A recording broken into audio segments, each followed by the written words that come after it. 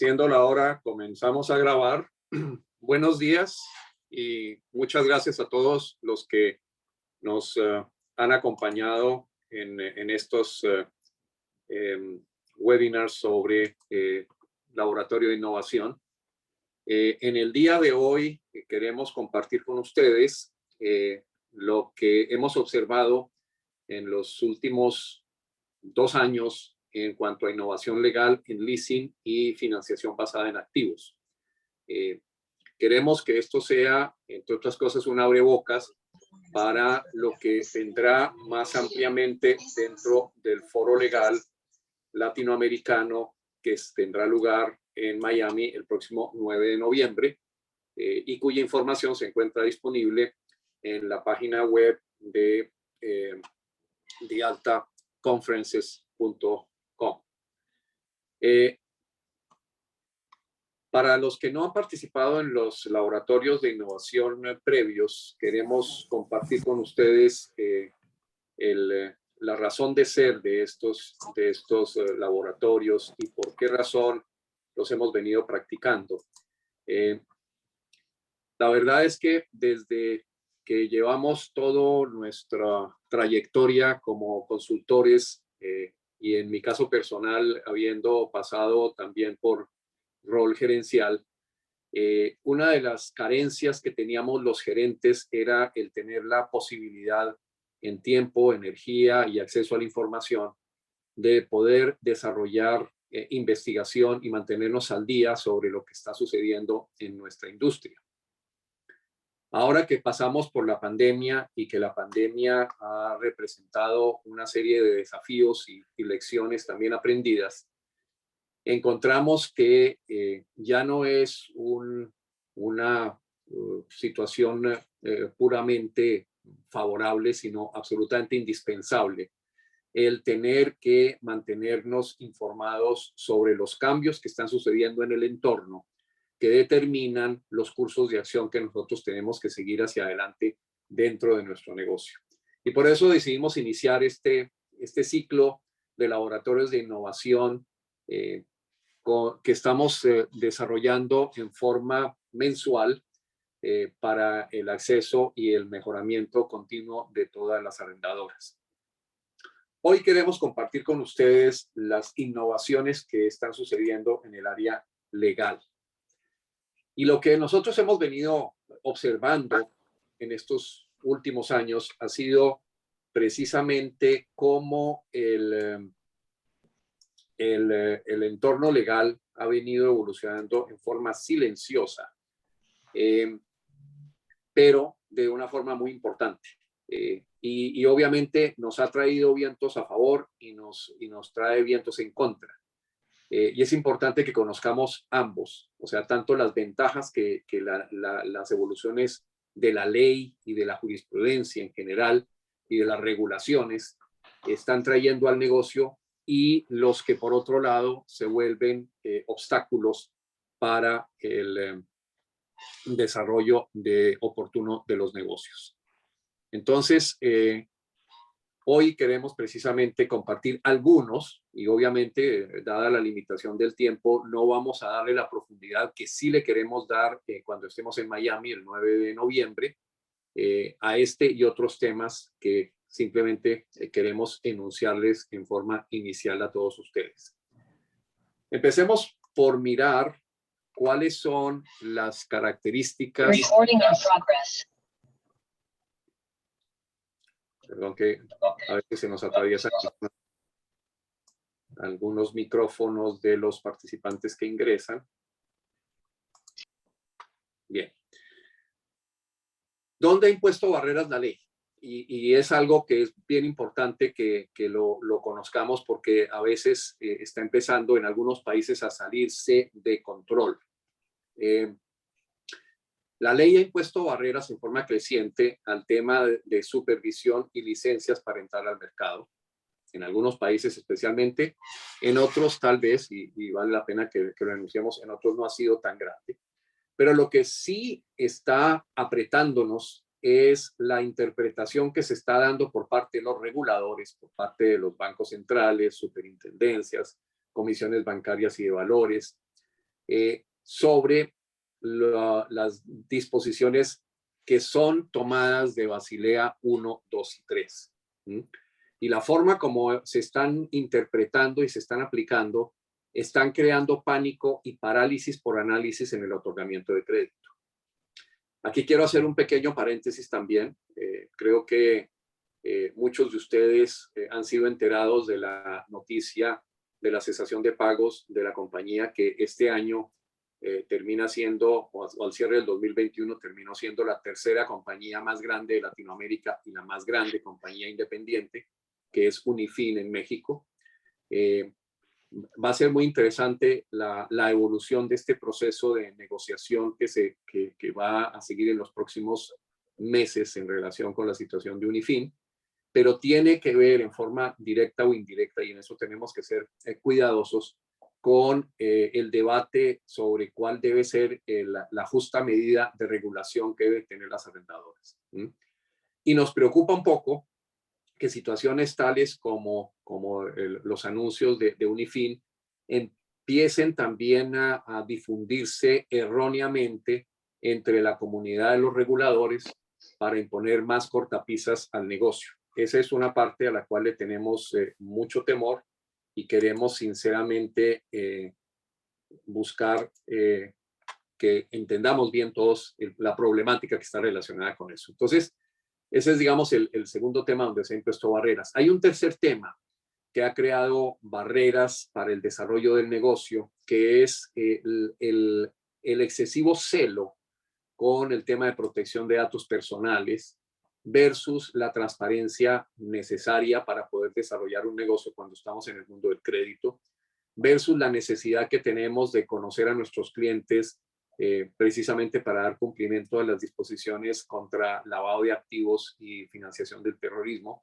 y versus la protección que tenemos que darnos para efectos de la ciberseguridad. O sea, cómo podemos mantener nuestros sistemas seguros y libres de cualquier tipo de interferencia. Entonces, digamos, estos temas es bueno que lo miremos cómo han venido evolucionando. Y eso nos lleva a un fenómeno interesante. Al tiempo que vemos cómo la situación de regulación y licencias ha sido una cortapisa, encontramos ciertas evoluciones que son dignas de ser subrayadas. La primera es la desregulación que se dio en México a raíz de la reforma del 2006. Y ojo, como les decía antes, el fenómeno Unifin, que no vaya a generar un remordimiento de conciencia en los legisladores y reguladores por el hecho de haber soltado a la industria, porque sinceramente la industria en México experimentó un interesantísimo desarrollo gracias precisamente al fenómeno de desregulación. La reforma del 2006 de México es digna de citarse porque generó o cambió un paradigma que existía hasta ese momento. O sea, se consideraba que la actividad del arrendamiento, la actividad del leasing, debía ser una actividad que, por tener naturaleza financiera, debería ser regulada y que sería el regulador el que debía dictar lo que llamamos los abogados los estatutos excepcionales, o sea, todo lo que puede o no puede hacer una compañía de leasing. Eso de suyo estaba frenando el desarrollo del negocio, porque este es un negocio esencialmente innovador. De hecho, este es un laboratorio de innovación. Está abierto a nuevas ideas, está abierta a nuevos experimentos, está abierto a figuras creativas para financiación de bienes de capital en favor de la economía. Y nosotros no podemos meterlos en unos compartimentos estancos, es imposible hacerlo. En su momento, la Comisión Nacional Bancaria de Valores y la Secretaría de Hacienda de México reconocieron que ellos ni tenían el interés ni tenían los recursos para seguir haciendo un micromanagement de lo que se llamaban en su momento las organizaciones auxiliares del crédito, que eran las instituciones vigiladas que prestaban servicios como leasing y factoring. Y resolvieron que lo más propicio era buscar un punto intermedio en el cual estas entidades que ofrecen financiamiento pudieran tener acceso a los beneficios propios de las instituciones financieras desde el punto de vista tributario, por ejemplo, o desde el punto de vista operativo, con acceso a recursos financieros, pero controlados y con buenos checks and balances, como dicen los americanos.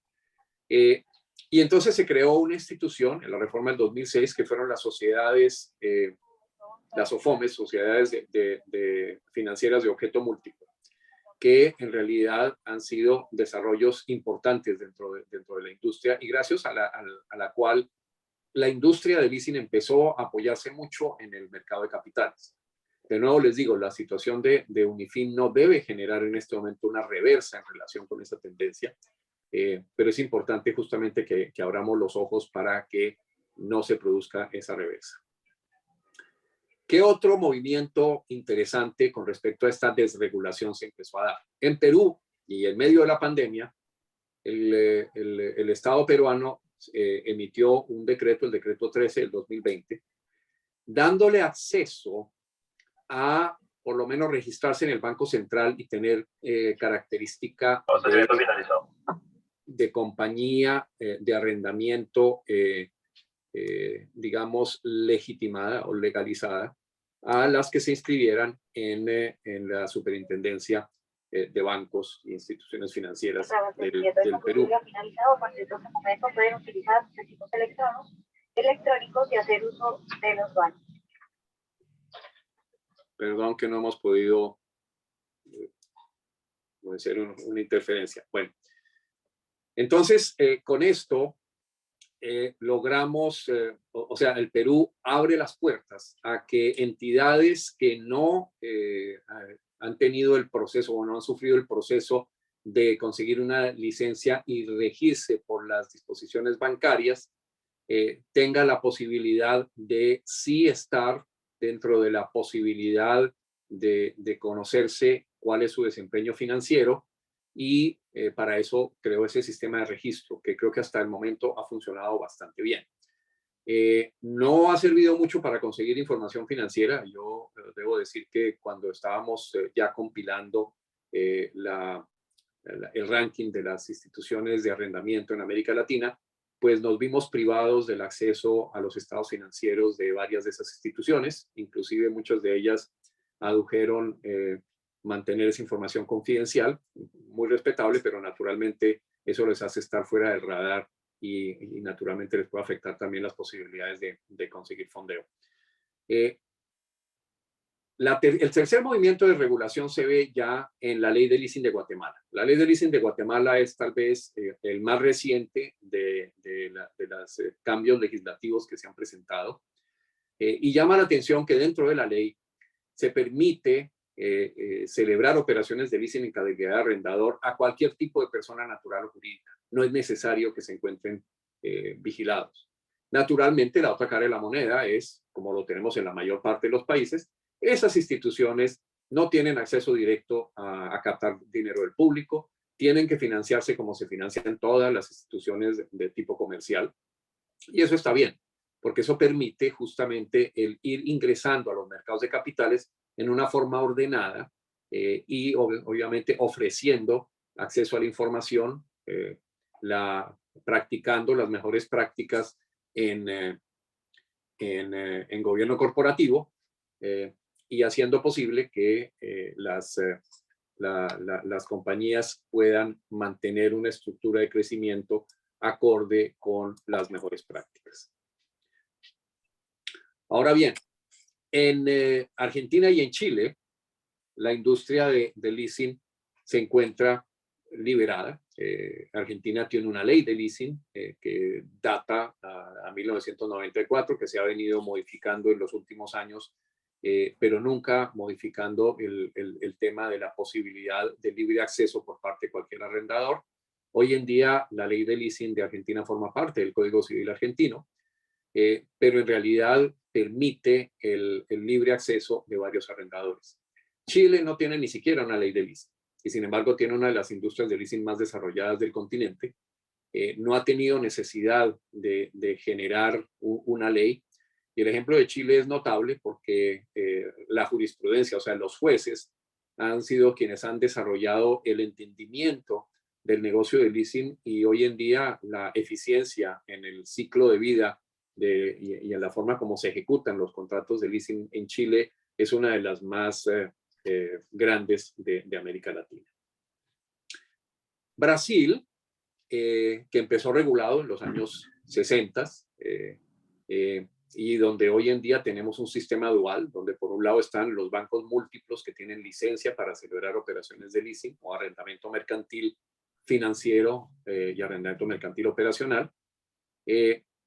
Esos bancos, al mismo tiempo que las sociedades de arrendamiento mercantil, que son instituciones financieras especiales cuyo objeto social específico es celebrar el contrato de leasing, han venido lenta e imperceptiblemente migrando a la desregulación, al punto que hoy en día las entidades número 4 y número 6 de mayor tamaño en América Latina son dos compañías no reguladas de Brasil, cuyo negocio es el contrato de locación.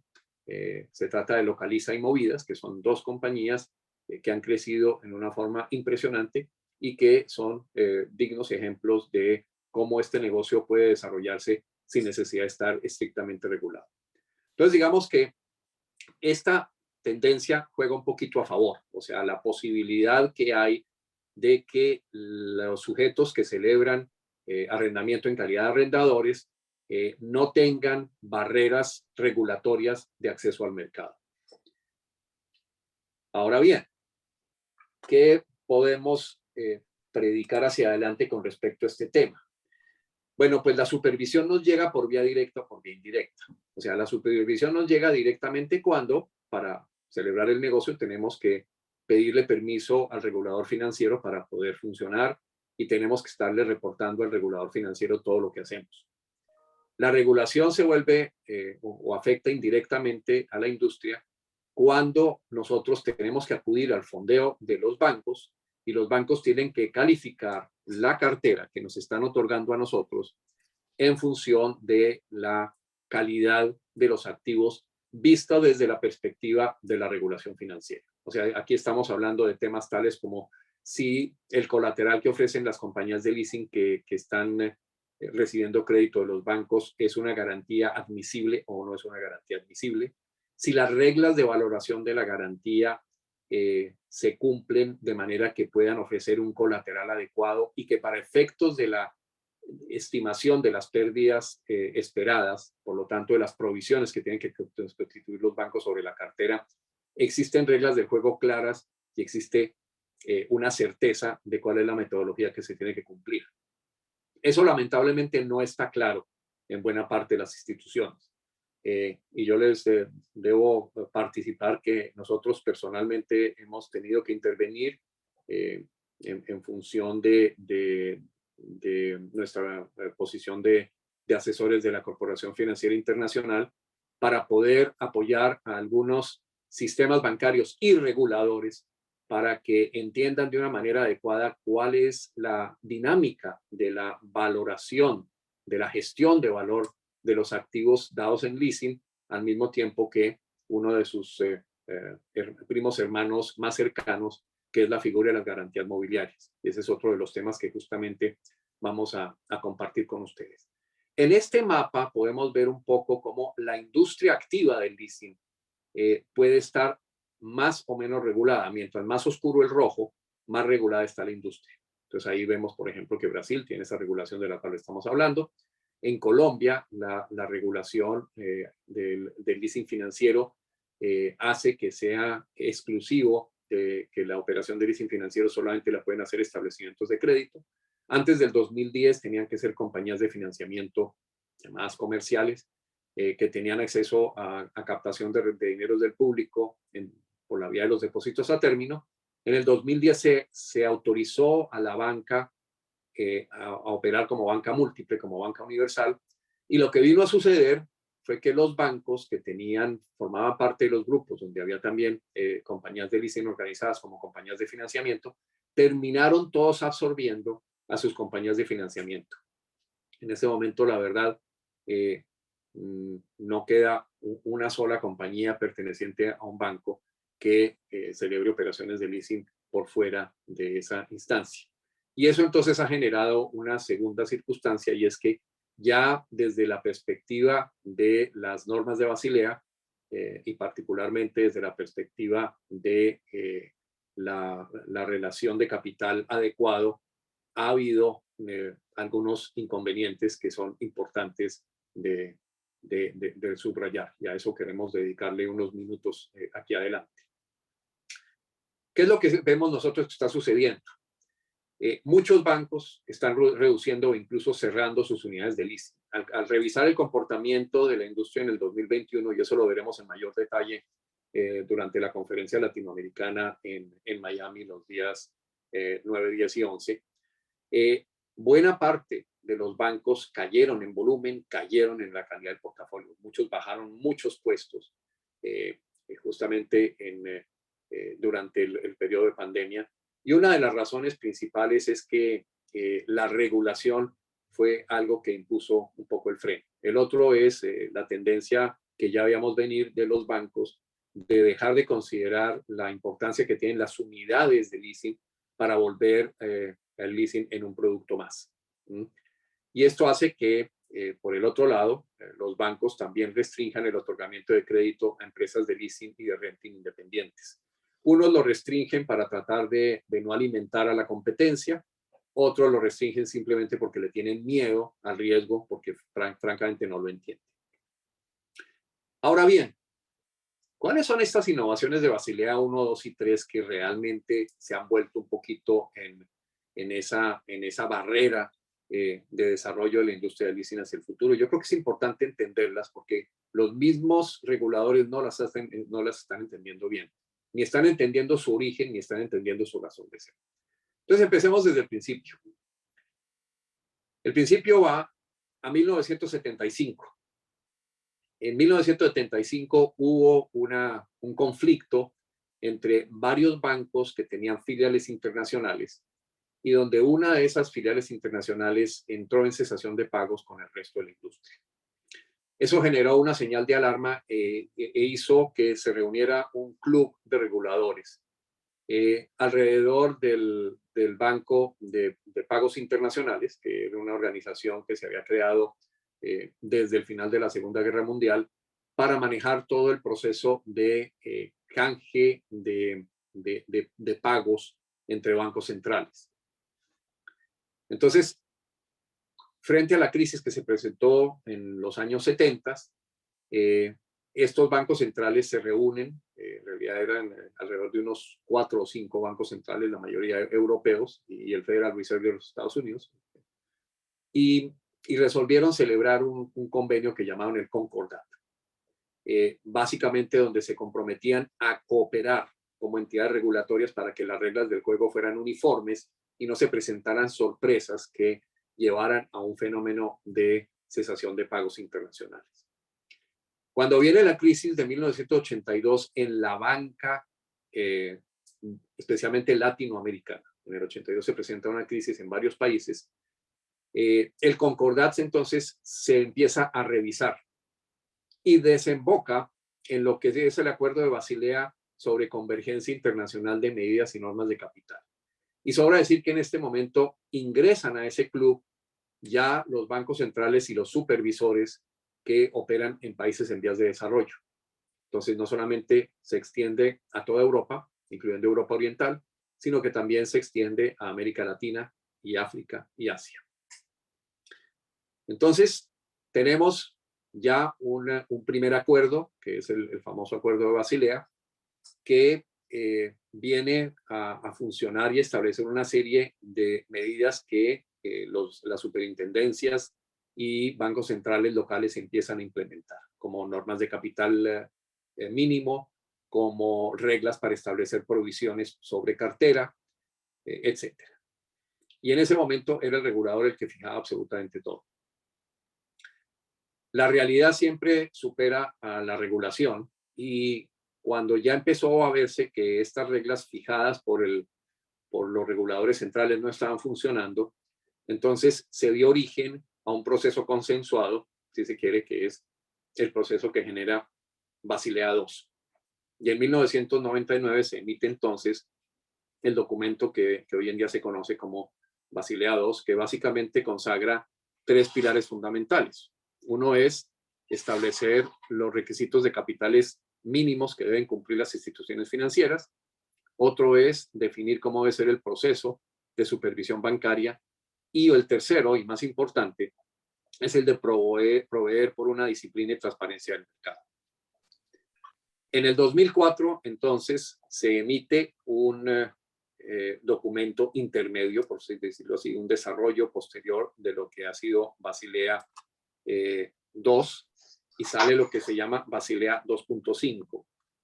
Y con Basilea 2.5 ya empieza a darse más vuelo a que los reguladores apliquen un poco principios científicos de evaluación de riesgo, más allá de lo que el regulador les pueda decir. Porque el regulador obviamente se basaba en algunas teorías, que tendremos el gusto de poder compartir con ustedes cuáles son esas teorías en las cuales se basó el regulador para las primeras normas. Pero al final del día, la ciencia de la estimación de los riesgos de crédito no había sido desarrollada, y en realidad hoy en día no ha sido desarrollada en su totalidad. Todos los días estamos aprendiendo algo nuevo, todos los días hay un descubrimiento nuevo que permite agilizar y hacer más eficiente el proceso de evaluación y administración de los riesgos de crédito. Viene la crisis del 2009 a nivel global, pero principalmente en los Estados Unidos, y como resultado de esa crisis del 2009, en el 2010 surgen entonces los trabajos para desarrollar lo que es Basilea III. Basilea III entonces ya extiende un poco más la necesidad de imponer mecanismos de evaluación de riesgos en forma más integral, y no solamente estamos hablando de los riesgos de crédito, estamos hablando de otros riesgos que pueden afectar, como el riesgo de liquidez, que pueden afectar la estabilidad del sistema, pero además la forma de reforzar lo que no se había hecho bien hasta el momento, y es precisamente la estimación de las pérdidas esperadas e inesperadas de los bancos. En el 2017 termina todo el proceso de revisión de Basilea y se emite el documento que se conoce como Basilea IV. No es oficial el nombre de Basilea IV. Se puede considerar que este viene a ser como una especie de consolidación de los desarrollos de lo que es Basilea III, pero en general en el medio bancario se conoce esto como si fuera Basilea IV. Ahora bien, ¿cuál ha sido el fundamento teórico de los acuerdos de Basilea? Y esto es muy importante tenerlo en consideración. Antes del acuerdo de Basilea y antes de la crisis de 1982, la escuela que regía la regulación bancaria era la escuela keynesiana, que en alguna forma en varios países de América Latina fue traída o importada por el profesor Edwin Kemmerer. Y bajo esa teoría, el Banco Central siempre iba a ser el banquero de los bancos. Y por lo tanto, como banquero de los bancos, les daría liquidez a los bancos cuando tuvieran amenazas de liquidez. ¿Con qué objetivo? Con el objetivo de poder garantizar que los depósitos del público, que el dinero que yo deposito en el banco y sobre el cual emito cheques o sobre el cual recibo un certificado de depósito, no se vaya a perder por una situación totalmente ajena a mi voluntad. No sé si ustedes en estos días vieron una situación que se presentó en el Líbano, donde un cuentahabiente tomó rehén al banco, a todos los funcionarios del banco, porque no le dejaban sacar su propio dinero. Y en cierta forma, pues, esa situación se vivió también en Argentina, donde el llamado corralito. O sea, muchos países últimamente, cuando ya se revisó la tendencia keynesiana de supervisión bancaria, han venido generando este tipo de crisis. Eso no sucedía durante la época de Keynes. Durante la época de Keynes, el Banco Central siempre le daría liquidez a los bancos, y si había un banco mal administrado, lo que hacía o el Banco Central a través de su división de intervención o la superintendencia que se hubiera creado como regulador, es que esa superintendencia o ese regulador intervenía al banco que estuviera mal administrado, ya sea para administrarlo o sea para liquidarlo. Pero en ningún momento faltaba la liquidez para pagarle al público sus depósitos. Viene entonces una escuela revisionista. El mundo en ese momento echa la caneca a Keynes y revive al profesor von Hayek. Y el profesor von Hayek principalmente fueron Ronald Reagan y Margaret Thatcher las que trajeron a von Hayek nuevamente a la superficie. Dicen, no, momentico, ¿cómo así que nosotros los bancos centrales y los gobiernos vamos a tener que pagar los platos rotos de los malos manejos de los accionistas? Que respondan ellos. Y ahí es donde precisamente viene la nueva escuela, donde dice, ok, vamos a tener que responder, pero ojo que también hay ciertos depositantes que son vulnerables. Esos depositantes que son vulnerables vamos a tener que protegerlos de alguna manera. Y ahí es como se crean los mecanismos de seguro sobre depósitos, que son limitados porque solamente reconocen hasta un tope de cuantía de depósitos. Pues, en cierta forma, los ricos no están protegidos, los pobres, por la definición que dé la entidad de seguro de garantía de depósitos, van a estar protegidos. El modelo es el FDIC, el Federal Deposit Insurance Corporation de los Estados Unidos, pero en su mayoría hay los fondos de garantías de depósitos que funcionan en los países, tienen el mismo comportamiento. Y entonces ahora que tenemos, digamos, un mercado donde no hay, digamos, esa toma de posesión de los ineficientes, hay que crear entonces un mecanismo para que cuando la marea suba, los barcos no se hundan. Y entonces ahí es donde surgieron los acuerdos de Basilea, dando una serie de criterios que deberían seguir los banqueros y que debían tratar de imponer los reguladores en la forma como se controlaran la calidad de la cartera de las instituciones y en la forma como se desempeñaran, digamos, los gobiernos corporativos de los bancos. Entonces, es importante entender esa perspectiva, porque curiosamente, en este proceso de pandemia que hemos tenido que vivir, nos encontramos con la necesidad de entender un poquito la racionalidad de los sistemas anteriores, porque quizás sea necesario volver un poquito al keynesianismo, que justamente surgió en la época cuando tuvimos la crisis de 1930. Ahora bien, vamos un poquito en esas reglas que le están dando los reguladores a los banqueros, y lo hemos querido enfatizar porque justamente, como les decíamos antes, no solamente se trata de regular cuando los bancos actúan como arrendadores, sino también se trata de regular cuando los bancos actúan como fondeadores de las instituciones de las arrendadoras independientes. Hay que entender cuál es la dinámica que sucede aquí. Y la primera dinámica es, señores, ustedes tienen que considerar que los bancos, o sea, ya no vamos a darles la mano, sino que tienen que prepararse para mitigar las pérdidas totales, que son el producto de las pérdidas o la suma de las pérdidas esperadas con las pérdidas inesperadas. ¿Cuáles son las pérdidas esperadas? Aquellas que yo puedo anticipar. O sea, pérdidas esperadas en concreto, lo tengo clarísimo en el riesgo de crédito. Mis pérdidas esperadas van a ser el producto de la probabilidad de incumplimiento de mis clientes por la pérdida dado el incumplimiento y por el valor que yo tengo expuesto al riesgo. Las pérdidas inesperadas van a ser esos cisnes negros que nadie esperaba, pero que en un momento dado me pueden drenar el capital, se lo pueden llevar. Y entonces aquí es donde los reguladores dicen, un momentico, tú tienes que tener un buen respaldo de capital, porque si tú no tienes un buen respaldo de capital, el capital se te va a ir. Y entonces, claro, ahí tenemos una situación en la que el impacto de una pérdida inesperada tiene que medir cuánto capital hay que tener, y esa pérdida en Basilea 2.5 se asocia al tipo de colateral o garantía que tienen los créditos. Entonces ahí es donde se establecen unos porcentajes diferenciales entre la calidad o el tipo de garantía. Entonces, por ejemplo, si la garantía son bienes inmuebles, la pérdida inesperada va a ser menor porque se considera que los bienes inmuebles son receptores de valor. Entonces, como les decía hace un momento, las pérdidas esperadas, que se confía que en las pérdidas esperadas lo haga en el día a día, que sea un costo de hacer negocios, que sea parte del pricing que hacen las instituciones financieras, así como lo tenemos que hacer todas las arrendadoras.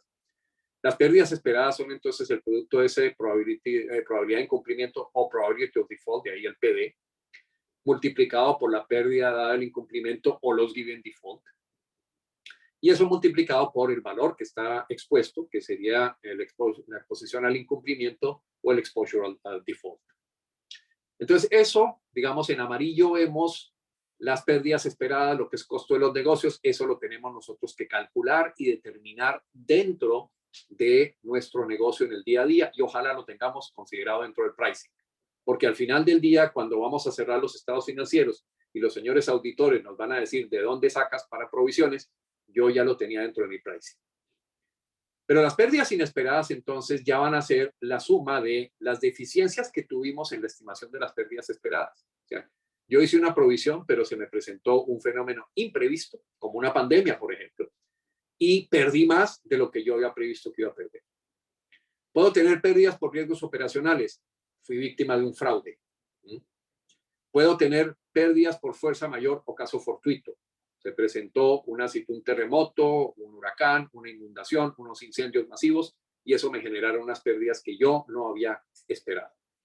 Entonces, esos son los elementos que de alguna manera motivan el que tengamos suficiente protección y el que los bancos estén preocupados, digo, los reguladores estén preocupados de establecer cuál es el nivel de capital que tienen que tener los bancos.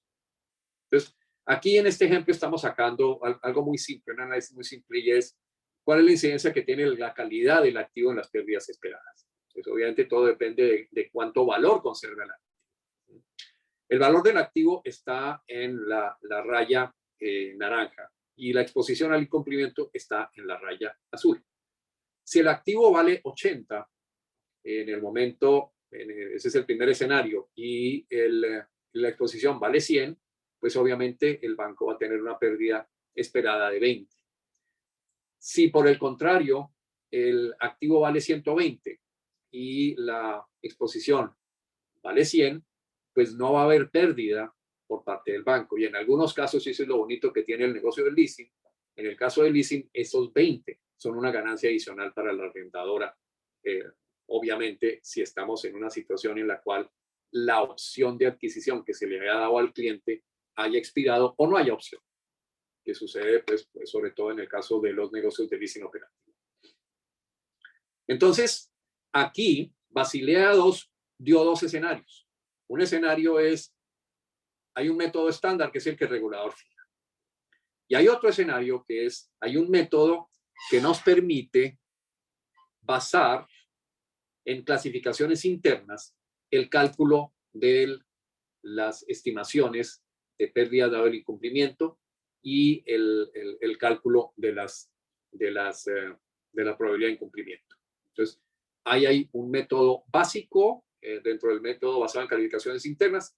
En el método básico es una especie de híbrido donde los bancos calculan o los establecimientos de crédito en general calculan el probability of default, calculan la probabilidad de incumplimiento. Y el supervisor les dice, ok, ya con esa probabilidad de incumplimiento, ahora usted ponga como pérdida o incumplimiento o el 35% o el 45% según la naturaleza de los bienes. Entonces, por ejemplo, si se trata de maquinaria y equipo, tendría que ser el 45% porque los reguladores no están cómodos, ¿no? En caso de que un banco tenga que recibir en dación en pago, tenga que reposeer una retroexcavadora Caterpillar. Eso no lo tiene claro el regulador y en vista de esa preocupación ponen esos porcentajes en forma forzada, ¿no? En el método avanzado, y a ese estamos llegando ya en lo que podríamos llamar Basilea IV. En el método avanzado, los bancos estiman tanto la probabilidad de incumplimiento como la pérdida del incumplimiento.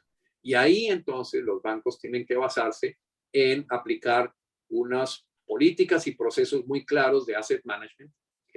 Como ustedes recuerdan, nuestra webinar anterior del mes pasado fue justamente la presentación de asset management que hizo Juan Dodds, que para fortuna tuvo una muy buena acogida y que también está grabada dentro de nuestras grabaciones generales, está accesible para que ustedes puedan ver esa presentación también vía YouTube. Y yo les recomiendo verlas porque esa es precisamente la que da una serie de directrices sobre cómo se deben manejar los activos que forman parte de lo que serían las garantías admisibles. Ahora bien, ¿qué están ignorando los bancos hoy en día? Lo primero que están ignorando es que las ventajas del leasing están conectadas con la propiedad del bien, con el conocer las funcionalidades que tiene ese bien, o sea, para qué sirve, cómo genera ingresos, y conocer y que su valor son mitigantes que amortiguan todas las pérdidas extraordinarias. Este es un tema muy importante porque justamente cuando uno tiene ese diálogo con el regulador, hay que poderle dar datos claros, datos reales. Y realmente la industria del leasing en Latinoamérica ya lleva más de 50 años existiendo.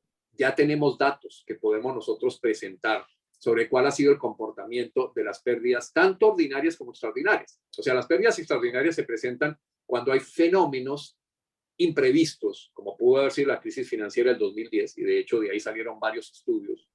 Uno que hizo Deloitte para el Miss Europe en el año 2013, otro que hizo Pepperdine University para la ELFA, pasada la crisis del 2010.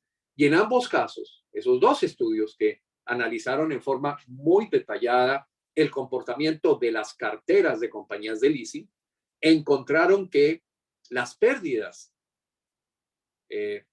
tanto esperadas como las inesperadas, derivadas de operaciones de leasing, fueron sensiblemente inferiores a las pérdidas por otros conceptos, incluyendo las pérdidas relacionadas con créditos garantizados por bienes inmuebles.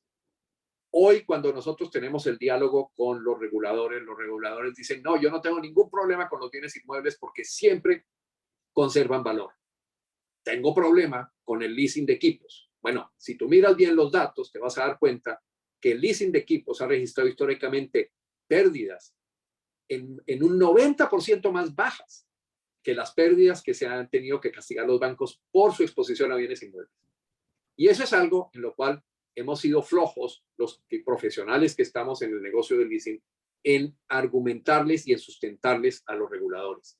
Pero los datos están y esa es la realidad.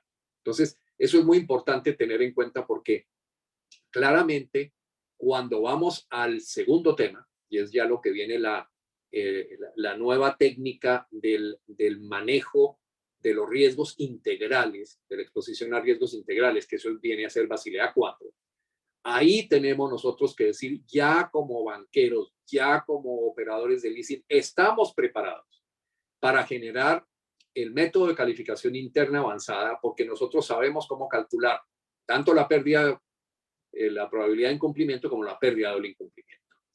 Y esto es muy importante que nosotros podamos argumentarlo hacia adelante con datos reales. Eso, digamos, es uno de los temas fundamentales que, digamos, desde el punto de vista de innovación, es uno de los vientos que soplan en nuestra contra, pero como les digo, afortunadamente hay ciertos vientos favorables que han venido abriendo la puerta a la desregulación. Queremos de todas maneras que casos como el de Unifin, que nos afecta a todos, no generen una reacción negativa con respecto al sector, una reacción irracional de regular lo que no debe ser regulado, sino algo que más bien resulte en un desenlace ordenado. Nosotros confiamos que eso va a suceder en el caso de Unifin, pero en general es muy importante tenerlo como una regla general. Ahora bien, otro de los cortapisas que ha habido, que cada vez va adquiriendo mayor trascendencia, es el del manejo de los datos personales y su regulación. Y es que aquí generalmente las posiciones que se toman son muy extremas, ¿no? Y digamos que hoy en día el estatuto, el benchmarking mundial lo trae la regulación de la Unión Europea, que se conoce con las siglas GDPR, ¿no? General Data Protection Regulation. Y en ellas básicamente se ha hecho una migración de lo que antes existía, que era en el tratamiento de datos personales notificarle a la persona interesada que se van a utilizar sus datos personales, que se van a consultar, que se van a compartir. ¿Cuál es el propósito? de esa consulta o de ese compartir. Hay que conseguir el consentimiento, inclusive muchas legislaciones traían el requisito de la firma autógrafa para dar el consentimiento, que ya veremos adelante, ese es uno de los temas que afortunadamente se han venido evolucionando positivamente. Hay que brindar seguridad para que esos datos no sean extraídos irregularmente. Hay que tener la puerta abierta a la revelación a las autoridades por razones de orden público. Hay que darle acceso al mismo dueño de los datos a cómo está tratado sus datos, sobre todo en los buros de crédito. Y hay que darle responsabilidad a quienes tratan los datos. Esa era, digamos, las reglas del juego básicas antes de la regulación europea, que ha venido siendo copiada en todos los países. Por eso la traemos a colación. ¿Qué trae entonces la regulación europea? La obligación de transparencia y sobre todo la obligación de transparencia por parte de quienes utilizan esa información, sean bancos, sean compañías de leasing o sean sociedades productoras de información crediticia.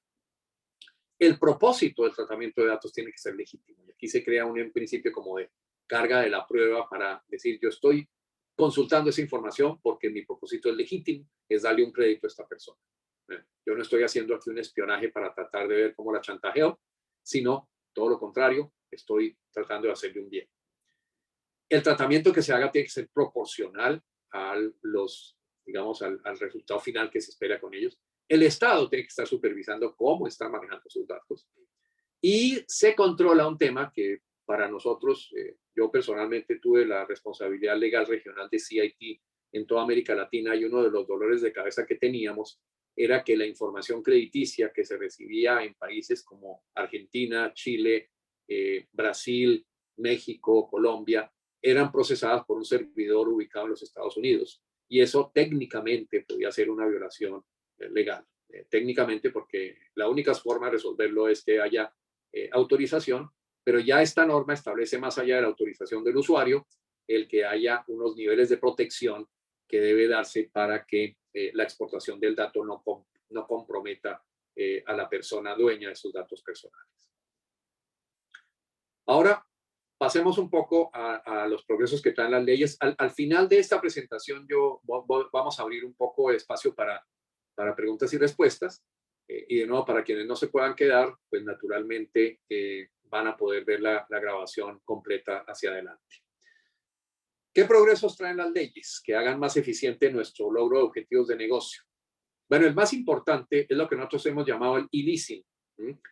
O sea, ya estamos en una digitalización del negocio que debemos darle las gracias a la pandemia, que lo que produjo fue una aceleración del proceso. O sea, sinceramente, las leyes hacia el año 1996, la UNCITRAL, que es la Comisión de Naciones Unidas para el Comercio, el Derecho Comercial Internacional, para la unificación del Derecho Comercial Internacional, produjo una directiva de comercio electrónico, donde se establecieron varias regulaciones como darle valor probatorio a los mensajes de datos, donde se estableció también la posibilidad de autenticar firmas digitales, firmas electrónicas, y estamos hablando de que como resultado de esa directiva de la UNCITRAL, vinieron una serie de leyes que permitieron en los países tenerlo por lo menos escrito. La firma digital es válida, es admisible. Pero en la práctica eso no sucedió. Seguíamos pendientes de la firma autógrafa, de la firma autenticada por notario, o corredor público, o fedatario público, como se le quiera llamar. Ahora bien, viene la pandemia y la pandemia nos obliga a darle crédito a toda esta transferencia electrónica. Entonces, se desarrollan, por ejemplo, los portales que ya existían, pero ya se vuelven mucho más comunes para tramitar las solicitudes de crédito de los clientes. Se permite ahora sí el acceso en línea a bases de datos de los buros de crédito. Antes tener el acceso al buro de crédito era complejo porque se necesitaba el requisito de la firma autógrafa y se recibían generalmente informes impresos en papel.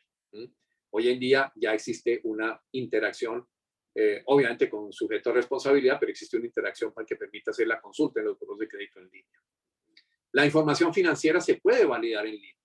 En algunos países, como es el caso de Colombia, por lo menos hay 10.000 o más empresas que publican sus estados financieros con sus notas a los estados financieros en el portal de la Superintendencia de Sociedades, o en su caso si se trata de entidades supervisadas por la Superintendencia de Salud, entidades de salud, pueden estar disponibles, no con la integridad que trae la Superintendencia de Sociedades. Pero eso permite validar en línea la información financiera. O sea, ya no es necesario pedirle al cliente que nos traiga una copia de sus estados financieros auditados y de sus declaraciones de impuestos, porque esos ya están disponibles en línea. Obviamente no todos lo tienen, pero se avanza muchísimo cuando uno tiene la posibilidad de validar en línea la información financiera. Ahora bien, también podemos incorporar los clientes, el onboarding de los clientes en línea, y se puede hacer de una manera muy amistosa a través de una especie de diálogo tipo WhatsApp, que permite además cubrir rutinas de conocimiento de los clientes y evaluar el carácter de los clientes. La evaluación de carácter de los clientes es uno de los temas para mí más importante en el tema de la estimación de la probabilidad de incumplimiento de un deudor. La pandemia nos permitió acelerar la negociación electrónica de contratos. Entonces ya se volvió ya un lugar común en que nosotros podemos intercambiar la versión en Word del documento, negociar las cláusulas que se pueden negociar entre vía intercambio de correos electrónicos o en una forma más avanzada compartiendo ciertos portales. Finalmente, si hay que negociarlo en videoconferencia, se negocia en videoconferencia, pero todo terminaba en un contrato o termina o puede terminar en un contrato en formato PDF, donde hay entidades que ya ofrecen la, digamos, certificación de firmas electrónicas. No siempre estas entidades son certificadoras autorizadas por los gobiernos para autenticar firmas digitales, pero sí son suficientes para poder producir evidencia admisible ante un tribunal de que los documentos han sido firmados por la persona que dice firmarlos, por lo menos provienen de su dirección, de su ISP, y por otro lado, permiten dejar un récord donde queda el documento original digitalmente consagrado en un servidor que puede ser utilizado para pruebas posteriores. Inclusive que ha registrado el tiempo, la hora y el día y el lugar en el cual se firmaron los respectivos contratos y se emitieron las correspondientes firmas. Eso ha sido un desarrollo muy importante que se ampara en la posibilidad que varios códigos de procedimiento y leyes de tipo probatorio han venido extendiendo a la posibilidad de que los jueces le den plena credibilidad a los mensajes de datos. Hay desde luego unos requisitos para poder fortalecer eso. En muchos casos, por ejemplo, en el caso de México, en ciertos casos de litigio, se pide que las comunicaciones electrónicas sean validadas por un fedatario público para que los jueces tengan ya la certeza de que la información que les llega, pues por lo menos alguien más les ha puesto la firma encima. Y ahora existe otro tema de mucha importancia y son las informaciones electrónicas al público a través de los registros de garantías mobiliarias. Y eso es de inmensa importancia porque los registros de garantías mobiliarias, como ya veremos un poco, una de las innovaciones que trae la ley de garantías mobiliarias, permite que los arrendadores ejerzan sus derechos sobre los equipos que están financiando de una manera más extendida que lo que se había previsto inclusive dentro del mismo contrato. Y ese es precisamente el siguiente tema. Ya entonces el hecho de que tengamos estas plataformas digitales nos permite también al interno de nuestra organización utilizar mecanismos de administración de los riesgos basados justamente en tecnologías digitales. Y eso nos permite temas tales como inspecciones virtuales y evaluación del equipo. De hecho, pues algunos de ustedes saben, nosotros encontramos un proveedor muy interesante, es una firma holandesa que desarrolló una solución para hacer inspecciones a muy bajo costo, de manera que uno puede realmente cubrir la totalidad de su portafolio, la totalidad de su cartera, con el apoyo de inteligencia artificial que permite extraer información relevante con respecto a la situación del equipo, no solamente con respecto a su valor sino a su ubicación, a su estado de conservación y a la posibilidad que tiene de ser comerciable. Pero además existen otros mecanismos que permiten hacer seguimiento del equipo mediante el sistema de detección satelital, de GPS, o mediante el sistema de intercambio de información de radio o el Internet de las cosas. Entonces, digamos que es en cierta forma poder aplicar el Waze que está dando seguimiento a los equipos que estamos financiando. Como decía antes, el valor generado por el equipo es algo que uno puede cruzar con bases de datos que ya son interactivas y que le permiten a uno decir, bueno, ¿cuánto vale entonces este camión Volvo modelo 2011 que yo tengo en este momento? ¿Cuánto vale en el mercado? ¿Qué transacciones ha habido recientes a nivel mundial? ¿Y cómo lo puedo yo eso intercalar con cuál puede ser mi potencial para realizar valor sobre esto? Nos permiten también el e-risk management hacer seguimiento del carácter del cliente. Esto es un poco más sofisticado, pero permite, por ejemplo, utilizar una serie de mecanismos de información del comportamiento de los clientes en los medios sociales o de eventos que incidan en el juzgar el carácter del cliente.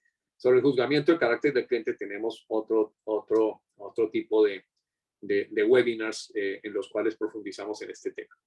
Y la otra cosa importante es poder seguir la economía del cliente, o sea, cómo le está yendo al cliente. Cómo es importante, por ejemplo, en la pandemia, entender qué fue lo que le pasó, por ejemplo, a los hoteles y a las aerolíneas y en qué momento pudieron volver a empezar a recuperar sus ingresos, si es que lo pudieron recuperar, y qué problemas han venido ellos desarrollando. La verdad es que el acceso a los mecanismos digitales nos permite también hacerle seguimiento a esa situación. Y hay algo aún más interesante. Cuando yo empecé mi carrera profesional como abogado hace muchos años, mi rutina normal era que yo tenía que ir a los despachos judiciales a ver en qué estaba el proceso. Y perdía la mayor parte de los viajes porque la mayor parte de las veces el expediente se encontraba al despacho del juez y yo obviamente no lo sabía sino cuando ya llegaba. Entonces perdí el viaje. Yo soñaba en esa época cómo sería bueno estar uno en la oficina y tener uno acceso a un mecanismo de información, a un computador que le pudiera decir a uno cuál es el estado en cual se encuentra el proceso. Bueno, hoy en día eso es una realidad. La pandemia hizo posible que esto se extendiera a la mayor parte de los países de América Latina. Tal vez el único que está un poquito rezagado en ese tema informático es México. Pero en los demás países encontramos la posibilidad de entrar online a los despachos judiciales, mirar el expediente en el cual tenemos interés. En algunos casos podemos inclusive bajar en formato PDF los documentos, los memoriales que han sido presentados por parte de los litigantes, las pruebas, los dictámenes de peritos, etcétera. Todo eso es posible en algunos casos. En otros está sujeto a una serie de restricciones, como el estar uno sujeto a un servicio de información judicial y pagar una mensualidad. Entonces, eso permite, digamos, pero el hecho es que de fondo hay acceso a los expedientes y eso es algo bien importante porque aporta mucha velocidad. Ahora bien, las leyes de garantías mobiliarias, es importante tenerlo claro, y estoy hablando, por ejemplo, de la ley que rige en Costa Rica, de la ley que rige en Panamá, de la ley que rige en Colombia, la última reforma de la ley peruana.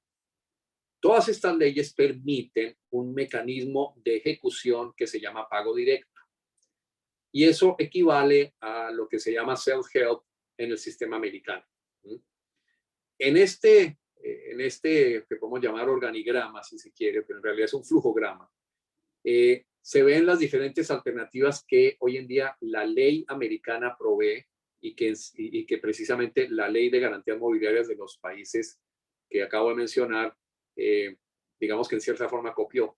Y lo que permite es que, por un lado, el acreedor, en este caso el arrendador, pueda acudir, como lo hace generalmente, a los estrados judiciales para recuperar la posesión del bien y recuperar el valor que tiene en riesgo. Puede también pactar un sistema híbrido donde ya no es el juez el que hace la ejecución, sino que puede llegar a un mecanismo de ejecución especial, extrajudicial, pero frente a una entidad como puede ser un fedatario público, un notario o una cámara de comercio. Pero puede también pactar el pago directo. Y al pactar el pago directo, lo que eso establece es la posibilidad muy clara en el caso de los préstamos con garantía mobiliaria, donde simplemente el pago directo implica que, hecho un registro en el registro público, el acreedor adquiere el derecho a adquirir la propiedad del bien que opera como garantía. En el caso del arrendamiento, el tema es un poco más complejo, pero es factible porque en realidad la propiedad ya la tiene el arrendador. Entonces, ¿qué es lo que el arrendador le ha cedido o le ha entregado al arrendatario? El derecho de uso. Entonces, lo que puede permitir, pero para eso hay que estructurar los contratos de acuerdo con eso y ligarlos con los registros que se hacen de garantías mobiliarias, lo que se puede establecer en esos casos concretos es el mecanismo del pago directo sobre los derechos de uso que se le han transferido al arrendatario. Esa figura es algo que analizaremos un poco más en detalle en el foro legal en Miami el día 9, pero es una posibilidad real que existe para que las instituciones, las arrendadoras, puedan manejar en forma eficiente este proceso de recuperación de los bienes. Y esto se traduce en la práctica en que los tiempos y el costo asociado a manejar problemas de cartera vencida se reduce sustancialmente. Entonces, ese definitivamente es una de las grandes innovaciones que hemos logrado. Precisamente eso hace que tengamos mayor rapidez en cerrar negocios gracias al acceso a la información accionable, tengamos menos formalismos y mayor conveniencia para el usuario con contratos y firmas electrónicas, y que podamos hacer más rápido el ciclo del flujo de dinero, lo que llamamos el cash in, cash out, en todas las operaciones de leasing y de financiación de bienes de capital. Entonces, en eso realmente las innovaciones que ya tenemos, que son una combinación de leyes que, como les digo, en buena parte venían del año 95, 99, pero hasta hoy empezamos a descubrirlas, sino la práctica que nos trajo ya la pandemia de forzar el uso de los mecanismos electrónicos para desarrollar nuestro negocio porque no teníamos alternativa. ¿Cuál viene a ser entonces el siguiente paso? Y es otro tema que quisiéramos analizar más a fondo en nuestro foro legal. Los smart contracts. Ya estamos en un nivel en el cual, por ejemplo, con el mecanismo de pago directo pactado en los contratos, podemos ahorrarnos el tiempo de un proceso judicial. Y podemos reducirnos muchísimo los honorarios que tenemos que pagarle a los abogados y entidades que hacen la cobranza. Ahora podemos llegar a dar un paso más. Con los smart contracts no necesitamos ni siquiera la intervención de nada, sino que el mecanismo mismo se autoejecuta. ¿Cuál es el camino que tenemos que recorrer para llegar allá? Pues el primero es que la formación del consentimiento se puede dar vía electrónica. Ya en eso estamos. Ya digamos que ya muchas instituciones están aplicando estos contratos que se firman electrónicamente y donde en forma fidedigna se están cerrando los negocios. El reto ahora para nosotros los abogados es redactar los contratos, que ya no son contratos sino algoritmos, de manera que todas las obligaciones que se derivan de ellos sean obligaciones de resultado. Entre los abogados nosotros distinguimos obligaciones de medio y obligaciones de resultado. Las obligaciones de medio son aquellas en las cuales la persona que cumple con la obligación hace lo mejor posible para cumplir, pero si no cumple, si por ejemplo un médico opera a un paciente y el paciente se le muere, pues hizo lo posible, no es responsable por la muerte del paciente, pero el paciente se murió. Aquí, en el caso, sobre todo estamos hablando de temas de obligaciones de dar y principalmente de otorgar el uso y goce de bienes por un lado y de pagar en dinero por el uso y goce de esos bienes por el otro lado, y otra serie de obligaciones que se conectan con las compras y ventas que se dan antes y después de la sesión de uso. Todas esas se pueden estructurar como obligaciones de resultado y como tales son verificables. Y la tecnología digital precisamente se basa en ese binomio del 1 o el 0, o el sí o el no. Y es muy simple. Si el resultado se produjo, pues es sí. Entonces el sistema, el algoritmo marca 1. Si no se produjo, es no. El algoritmo marca 0. Eso se puede montar y se está montando en tecnología de blockchain. Y lo que permite eso es que los contratos sean autoejecutables. Con la sola verificación por parte de esos testigos que tiene el blockchain, de que la obligación de resultado no se cumplió, el algoritmo dispara la autoejecución. Y esa autoejecución implica obviamente el cambio de prestaciones que en el paso final que hay que dar, que tiene que terminar en una monetización. Eso es posiblemente, y es una de las dificultades que ha tenido hoy en día el sistema, porque muchos quisieron ligarlo con las criptomonedas, pero las criptomonedas están en este momento pasando en una crisis que quizás sea insalvable y por lo cual se hace importante profundizar el tema de la monetización. Ya hay algunos portales donde, por ejemplo, Visa estableció con Coinbase un mecanismo de asociación que permite monetizar lo que viene de un blockchain, pero esos son los detalles que justamente hay que poder seguir desarrollando hacia el futuro. Pero todos estos son innovaciones de tipo legal que tenemos ya disponibles y que nos hacen que el negocio del arrendamiento sea más amable. Entonces, les mencionaba y son lo que hemos tratado hoy son, por un lado, algunas barreras o vientos en contra que tienen más que ver con un fenómeno regulatorio y a veces una falta de entendimiento del negocio por parte del regulador. Y tenemos, por el otro lado, la tendencia a utilizar los mecanismos digitales para hacer mucho más eficiente nuestro negocio, y la ley va en ese sentido favoreciendo la utilización de esos mecanismos digitales. Ya con esto vamos a abrir entonces a la sesión de preguntas y respuestas. Si ustedes quieren, por favor, levanten la mano y le levantamos entonces el mudo a sus respectivos micrófonos para poder atender sus preguntas.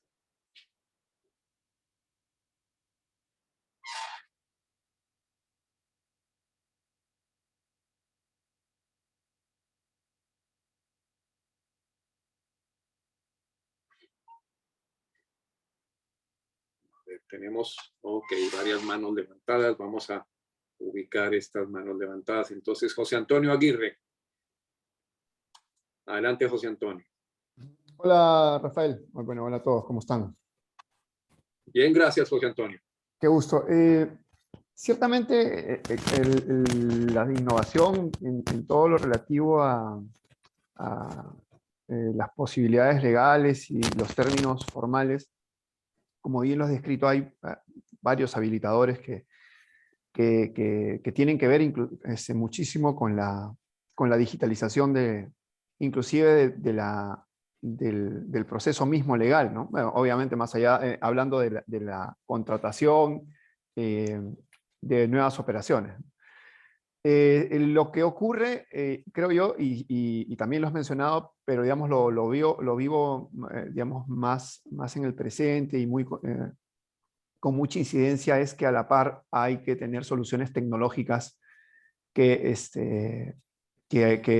sean el partner de esa estructura legal, ¿no? Entonces, esa parte también, como refiero, tengo ese desafío, y creo que todos, muchos los que pretendemos utilizar el andamiaje legal, que ya hay grandes avances, pero la parte de solución tecnológica, y ahí hay una oportunidad enorme, creo yo, porque explorando las alternativas tecnológicas, hay que ser muy dúctiles, hay que adecuarse. Si bien es cierto, se puede partir de una plataforma estándar común, pero hay que personalizar a cada país, ¿no? Entonces, creo que ese es un aspecto relevante que acompaña toda esta innovación en aspectos legales. Pues de verdad, muchas gracias, José Antonio, por esa observación, porque es bien importante. Y yo agregaría lo siguiente: lo que tú dices, nosotros lo hemos observado con cierta preocupación. O sea, las buenas noticias es que nuestro negocio cada vez tenemos el potencial de hacerlo mucho más controlado, mucho más eficiente. Pero en cierta forma estamos desperdiciando esa oportunidad. Por ejemplo, cuando estábamos hablando de lo que es los recursos electrónicos para la administración de riesgos, nosotros nos hemos encontrado un poco con la frustración de que para la gran mayoría de los actores esto no es una prioridad. O sea, es una especie de lo que llaman los gringos un nice to have, pero no es un imperativo, ¿no? Y entonces, ante esa circunstancia, pues la mayor parte, y no nos digamos mentira, la mayor parte, por ejemplo, ignoramos en qué estado se encuentran nuestros activos. No nos importa, ¿eh? el mismo regulador nos está diciendo, ¿sabes qué? Avalúalo una vez por año. Pero si no lo avalúas, no pasa nada. No te imponen ninguna multa, nada, no pasa nada. Entonces, ¿qué motivación tengo yo para ejercer un control efectivo de mis activos? Realmente es muy poca, solamente cuando se me presentan las dificultades. Yo creo que, por ejemplo, una de las cosas que vamos a ver ahorita con el proceso de Unifin es que esa carencia les cuesta mucho, porque hay varios acreedores que quedaron sin garantía sobre bienes y los mismos acreedores que tienen garantía sobre bienes no saben en qué estado están sus garantías. Entonces, ya cuando tú tienes una compañía contra la pared que no ha hecho esa tarea, yo creo que esa lección que vamos a aprender es importante hacer esa tarea. Puede que en este momento no tengamos dientes que nos muerdan por no hacerlo, pero vamos a ser mucho más eficientes y vamos a generar mucho más valor si nosotros conocemos nuestro riesgo y utilizamos la tecnología para conocerlo. Entonces, es muy entrada en razón esa observación que estás dando, máxime cuando las inversiones que hay que hacer son mínimas. Porque si uno dice, bueno, yo tengo que invertir $1.000.000 para hacerle el seguimiento a mis activos, bueno, ok, no lo hagas porque se te lleva tu negocio. Pero cuando si son unos valores minúsculos, la verdad no se justifica estar uno a ciegas con respecto a la calidad de los activos y a lo que puede hacer con los activos para hacer mucho más eficiente su manejo de riesgos. Entonces, sí, muchas gracias por eso. Juan Pedro, tú levantaste la mano. A ver,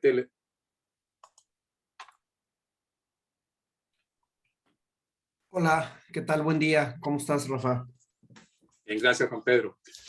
Oye, qué gusto saludarte. Gracias por toda la información que nos has compartido. Y mi pregunta iba un poco más en relación al tema del e-risk management, ahorita lo que comentabas respecto al control de los activos. O sea, supongo que Alta tiene, digamos, ahí algunos aliados con ciertas soluciones para poder apoyar, digamos, pues ese seguimiento desde el inicio hasta que termine el plazo del contrato. Entonces, después me gustaría tener un poquito más de información. Creo que eso puede ser de mucha utilidad para el caso de nosotros, ¿no? Para Engine Capital.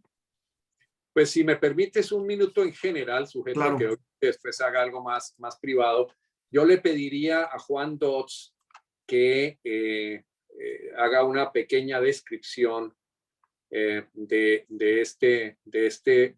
esta herramienta y sobre todo, pues, dada la experiencia que tiene Juan en el tema de asset management, es algo que nos puede ayudar mucho. Juan, si puedes quitarle el mudo a tu... Sí, ¿me escuchan? Ya. Sí, ahora sí. Sí, ¿qué tal? ¿Cómo les va? A ver, perdón. Sí, aparezco. Sí, justamente, no sé, ahí está, ¿no? La cámara, ahí está. Sí, ya está en la cámara. Sí, sí, la verdad que hemos hecho una investigación, un research con diversas aplicaciones que están en el mercado, justamente la que mencionaba Rafael, ganó el premio de tecnología de este año.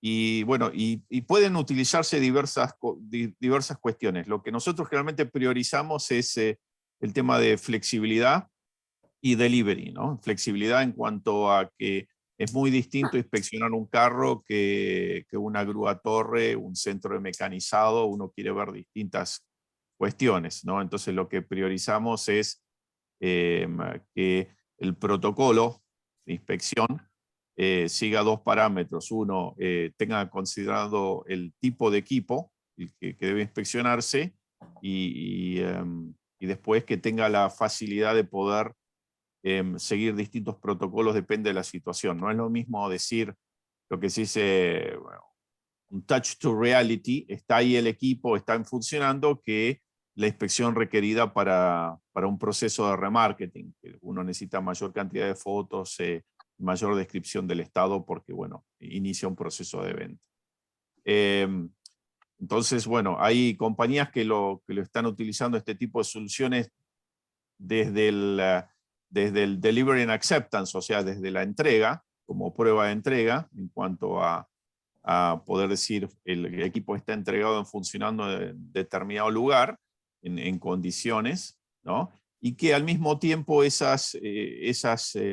digamos, fotografías, imágenes, videos sirven como comparativa a través de inteligencia artificial para ver los detalles del equipo, o sea, las condiciones del equipo futuras. Por decir, le saco una foto a un orómetro o un odómetro, o sea, cuenta kilómetros o cuenta horas, y a través de una foto futura, de esa foto puede bajar eso a datos y compararlo para saber si, bueno, si un equipo tiene menos horas en el futuro de los que tenía en el pasado, bueno, ahí hay algo que no está funcionando o están tratando de simular un estado que realmente no lo es. Además del posicionamiento, imagen y poder registrar stickers de seguros, programas de mantenimiento cumplidos con firmas y todo lo demás. Bueno, es bastante extenso, la verdad. La aplicación de la inteligencia artificial en este campo ya no es futuro, sino es presente. Okay. No, muchas gracias. Gracias, Juan. Rafa, gracias. Nada, Juan Pedro. No, gracias a ustedes. Bueno, de todas maneras, quienes puedan tener más preguntas hacia adelante, pues estamos a disposición. Aquellos que quieran ver la presentación completa, vamos a subir esta grabación a YouTube y va a estar disponible para todos. La pueden compartir con quienes ustedes quieran. Y obviamente, si quieren profundizar más en el tema, pues están invitados a que nos acompañen los días 9, 10 y 11 de noviembre en Miami, en el Hotel Hilton de Blue Lagoon, donde vamos a tener la 20ª conferencia y el foro legal compañero. En el foro legal justamente vamos a profundizar estos temas. Esperamos contar con ustedes porque creemos que estamos pasando un momento muy interesante, muy positivo para el desarrollo de la industria y hay que aprovecharlo. Entonces, pues quiero con esto darle las gracias a todos ustedes por su participación y quedamos entonces ya pendientes de vernos en la próxima, ya sea en la próxima sesión de este webinar, estamos haciendo una vez al mes del Laboratorio de Innovación, o ya en noviembre en Miami para que podamos tener estas discusiones más cara a cara. Bueno, muchas gracias y les deseamos un excelente día para lo que sigue. Gracias, Rafael. Gracias. Igualmente, gracias, buen día. Chao. Muchas gracias, Rafa, Buen día. muchas gracias, como siempre Excelente. todos. Buen día. Muchas gracias, Rafael, por la invitación. A la orden, siempre están invitados, cordialmente. Hasta luego.